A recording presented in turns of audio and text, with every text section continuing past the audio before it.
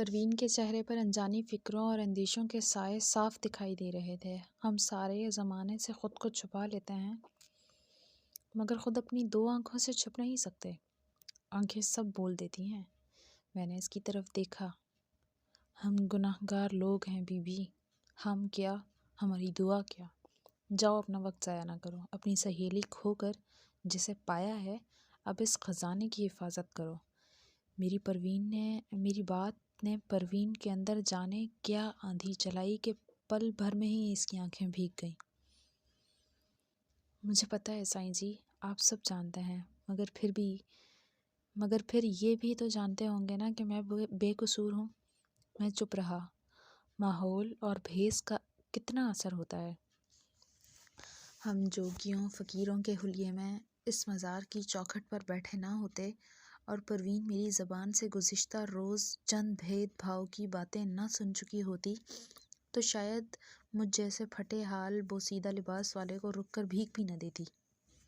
شاید انسان صدا سے کسی نہ کسی بھید، راز یا غیب کے علم کا متلاشی رہا ہے، تبھی تو ان نجومیوں اور ہاتھ دیکھنے والے پنڈتوں کا کاروبار خوب چلتا ہے۔ مگر غیب کا حال تو صرف اوپر والا جانتا ہے، اور پھر یہ نیچے بسنے والے ہر وقت کس کھوج میں لگے رہتے ہیں۔ پروین کو بھی اس کے اندر کی کھوج وہاں دوبارہ کھینچ لائی تھی، مگر اسی لمحے اس کی کسی خاص نوکرانی نے اس کے کان میں آگے بڑھ کر کچھ کہا۔ پروین گھبرا کر کھڑی ہو گئی۔ کیا کہہ رہی ہے نورا؟ چودھری جی اس وقت؟ پر وہ تو صبح سویرے کچہری کے مقدمے کے لیے نکل گئے تھے۔ نورا پھر کچھ بڑبڑائی۔ پروین نے جلدی سے میری طرف دیکھا۔ سائیں جی میرا گھر والا واپس آ گیا ہے، میرے بڑے بھاگ ہوں گے اگر آپ آج شام میری حویلی کا پھیرا ڈال جاؤ۔ دیکھیں انکار نہ کیجیے گا، میرے دل پر بڑا بوجھ ہے، آپ تو جانتے ہو۔ پروین جلدی میں نظر چڑھا کر مزار سے باہر چلی گئی۔ بخت خان تھوڑے فاصلے پر بیٹھا حیرت سے یہ سارا معاملہ دیکھ رہا تھا۔ یہ سب کیا ہے؟ یہ عورت کیا بول کر گیا ہے؟ میں نے گہری سانس لی۔ کوئی گرہ کھولنے آئی تھی مگر موقع ہی نہیں ملا اسے۔ بخت خان ابھی تک الجھا ہوا تھا۔ مگر یارا، وہ تم کو اپنا راز کیوں دے گا مڑا؟ ہم کو کچھ سمجھ نہیں آ رہا۔ میں نے اپنے بھولے اور سیدھے سادے دوست کی طرف دیکھا۔ وہ کسی سزائے موت کے جیل سے بھاگے قیدی سے ملنے نہیں آئی تھی۔ اسے ہماری حقیقت معلوم ہو جائے تو خود اپنے مزاروں کے ہاتھ ہمیں ہتکڑیاں ڈلوا کر گھسیٹتے ہوئے کوتوالی کے حوالے کر دے پل بھر میں۔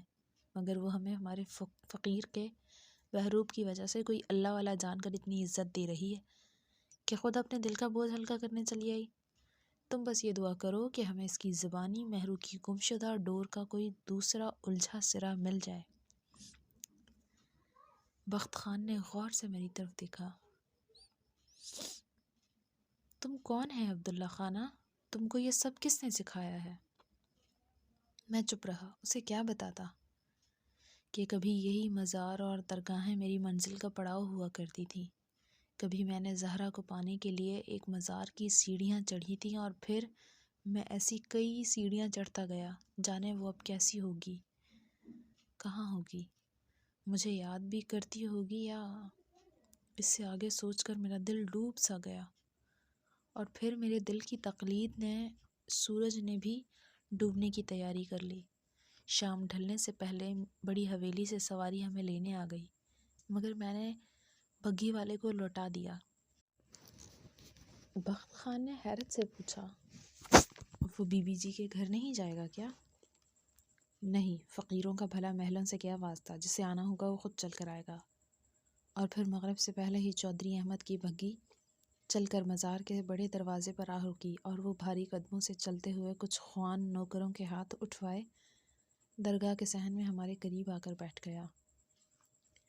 میں نے پروین سے کہا تھا کہ سائیں لوگ نہیں آئیں گے، مگر پھر بھی اس نے جانے کیا کچھ تیار کروا لیا کھانے کے لیے۔ میں آپ کا کھانا یہیں لے آیا ہوں، ایک نوالا چکھ لیں گے تو وہ خوش ہو جائے گی نماڑی۔ میں نے بخت خان کو کھانا چکھنے کا اشارہ کیا اور 2 نوالے احمد کی جلجوئی کے لیے خود بھی حلق سے نیچے اتار لیے۔ احمد بے چین سا بیٹھا رہا۔ سائیں، کل آپ کی بات ادھوری رہ گئی تھی۔ ہاں، تم نے بھی تو ایک کہانی ادھوری چھوڑ دی تھی، پھر یہ فقیر اپنی بات کیسے پوری کرے؟ احمد نے بےتابی سے میرے ہاتھ پکڑ کر اپنی آنکھوں سے لگا لیا۔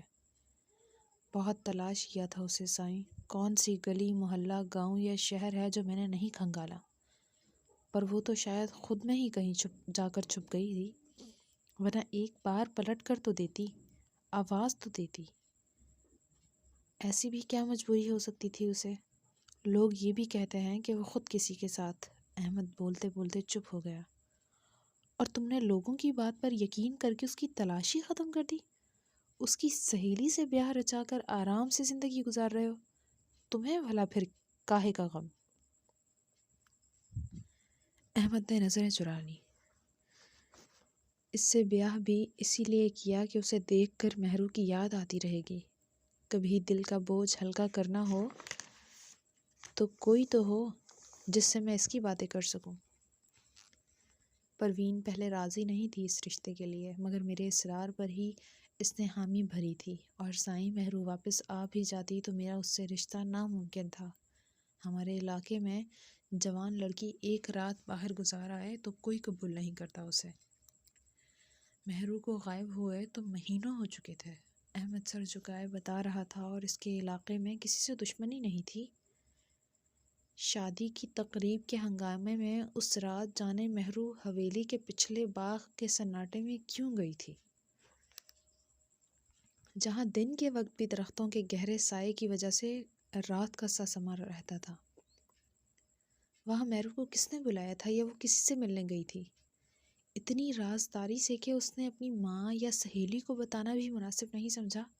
اور وہاں کون تھا جس نے مہرو کو دوبارہ پلٹنے نہیں دیا، یا جس کے ساتھ مہرو خود چل پڑی؟ اس جیسے جانے کتنے سوالات تھے جن کا جواب احمد بھی تلاش نہیں کر پایا۔ تبھی تو اکثر اس کے دل میں شک کا وہ زہریلا ناگ پھن اٹھا کر کھڑا ہو جاتا تھا، جو اس سے بار بار یہ کہتا تھا کہ مہرو خود اپنی مرضی سے کسی کے ساتھ گئی ہے، اسے اغوا نہیں کیا گیا، ورنہ علاقے کی پولیس کو تو اس کا کوئی سراغ مل ہی جاتا، مگر مہرو کو تو نہ جانے زمین کھا گئی تھی یا آسمان نگل گیا۔ احمد نے میرے سامنے ہاتھ جوڑ دیے۔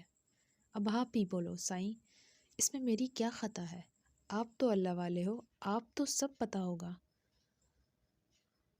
اگر اس کی کوئی خبر ہے تو آپ مجھ کو بتاؤ، ورنہ دعا کرو میرے دل کو بھی آرام آ جائے۔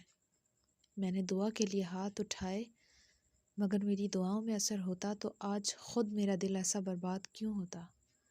محبت کرنے والوں کی دعاؤں سے بھلا کب آرام ملتا ہے؟ احمد بھی بے چین اور بے قرار سا وہاں سے اٹھ گیا، اور جاتے جاتے ایک لمحے کے لیے رک کر بولا، پروین بھی بہت بےتاب ہے آپ سے ملنے کے بعد سائیں، اس کے لیے بھی دعا کیجیے گا۔ کل رات سے مسلسل رو رہی ہے، کہتی ہے آپ سے مل کر اپنے ناکردہ گناہ کی معافی مانگے گی، اور اس نے اپنی سہیلی کے حق پر ڈاکہ نہیں ڈالا، یہ سب ہم تینوں کے مقدر میں لکھا تھا۔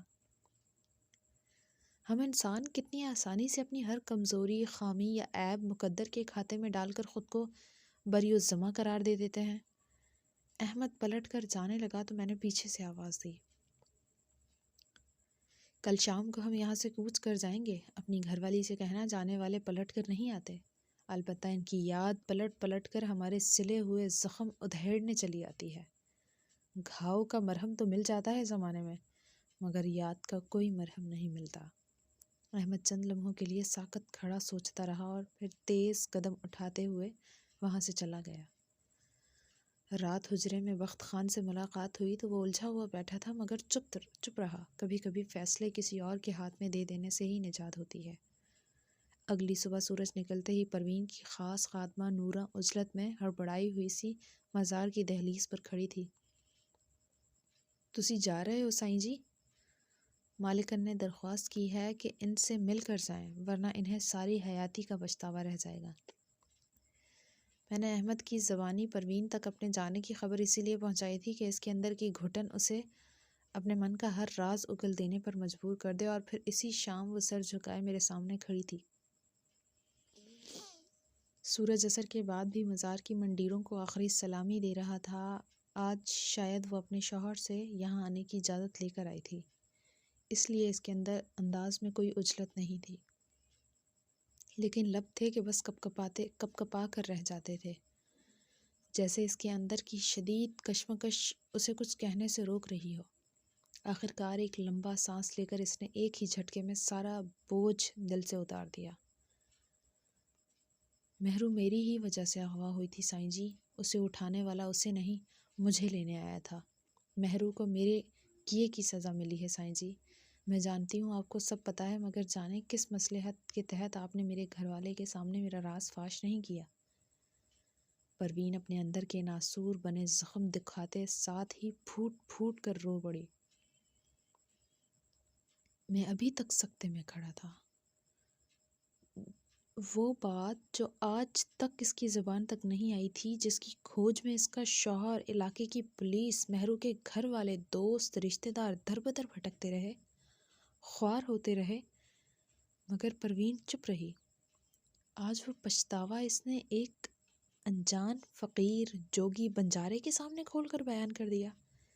جانے کس امید پر، کس آس میں؟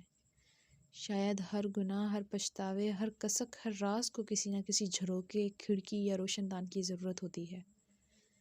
ضعیف الاعتقاد لوگ اپنے اندر کی گھٹن نکالنے کے لیے کبھی کسی آشنا کو تو کبھی کسی مندر، مسجد یا مزار کی چوکھٹ پر مجھ جیسے فقیر جوگیوں کے سامنے جا کر اپنے دل کی کھڑکی کھول دیتے ہیں۔ پروین بولتی رہی اور میرے ذہن میں آندیاں چلتی رہیں۔ پروین اور مہرو بچپن کی پراندہ بدل بہن ٹائپ سہیلیاں تھیں، وہ جن کی سانس کی ڈور ایک دوجے سے بندھی ہوتی تھی۔ پل بھر کے لیے پہلی اگر دوسری کی نظروں سے اوجھل ہو جاتی تو ایک دم اٹک جاتا تھا دونوں کا۔ پرائمری سے ہائی اسکول اور پھر گاؤں سے پرے لڑکیوں کے اکلوتے کالج تک دونوں ہم جماعت ہی تھیں۔ مہرو کے مزاج میں سنجیدگی اور بردباری تھی، جبکہ پروین گویا آفت کی پرکالہ تھی۔ یوں لگتا تھا جیسے اس کی رگ رگ میں پارا بھر دیا ہو کسی نے۔ مہرو کے لاکھ سمجھانے کے باوجود وہ اپنی شوخی اور شرارت سے باز نہیں آتی تھی۔ کالج تک پہنچتے پہنچتے تو اس کی بے باک اداؤں پر گاؤں کے کئی نوجوان بھی آہیں بھرنے لگے تھے۔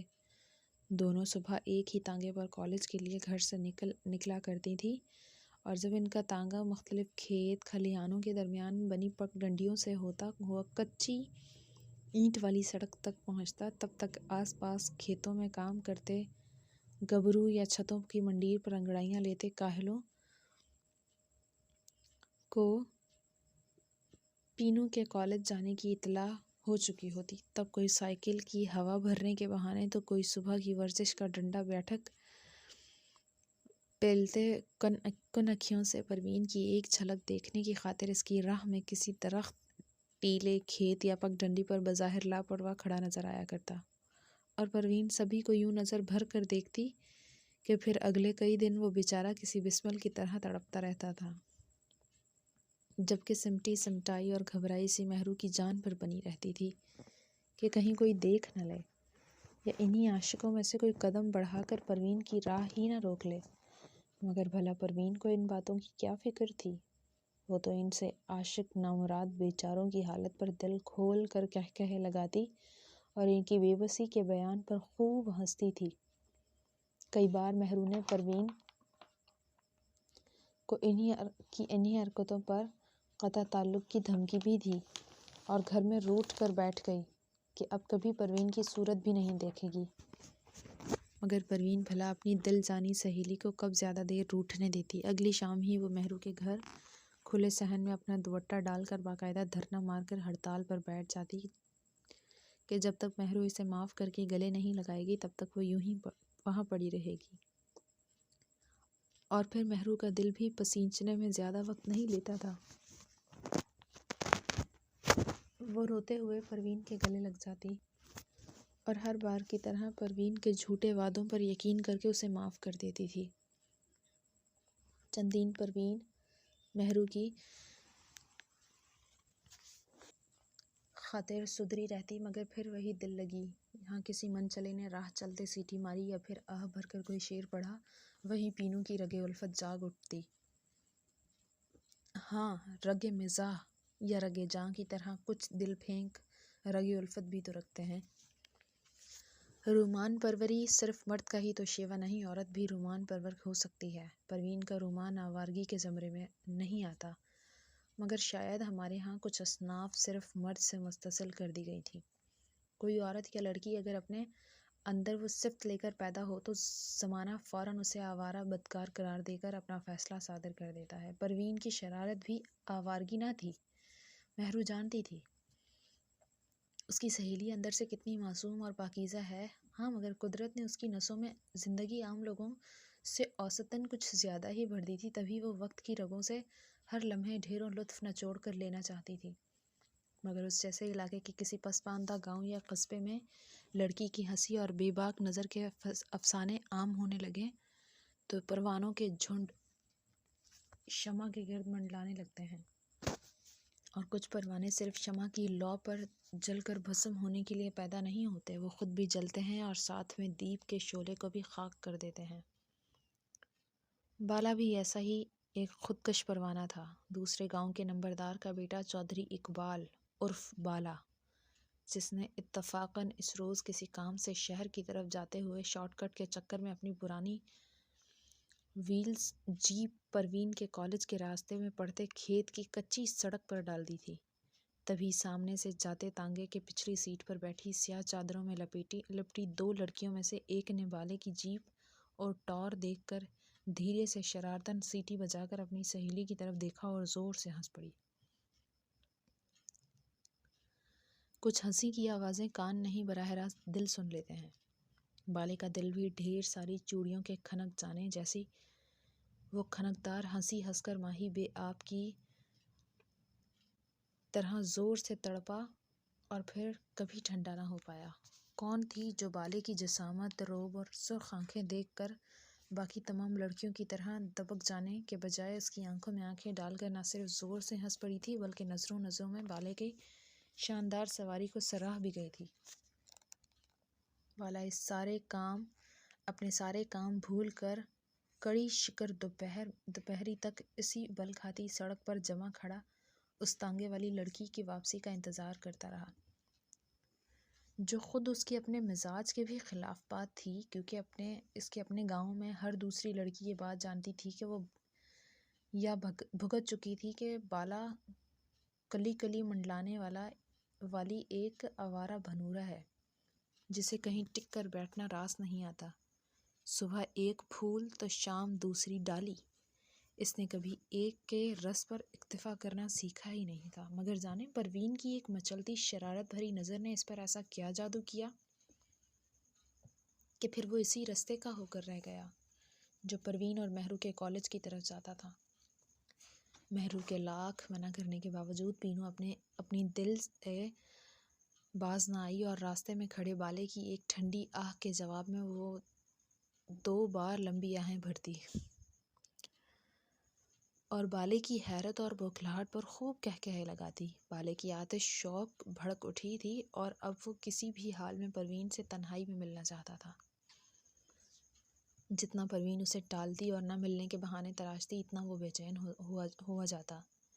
دونوں میں رقے بازی شروع ہو گئی اور بالے نے سونے کی انگوٹھی، مندریاں اور ٹیکا وغیرہ یکے بعد دیگرے پروین کو تحفے کی شکل میں بھیجنا شروع کر دیے۔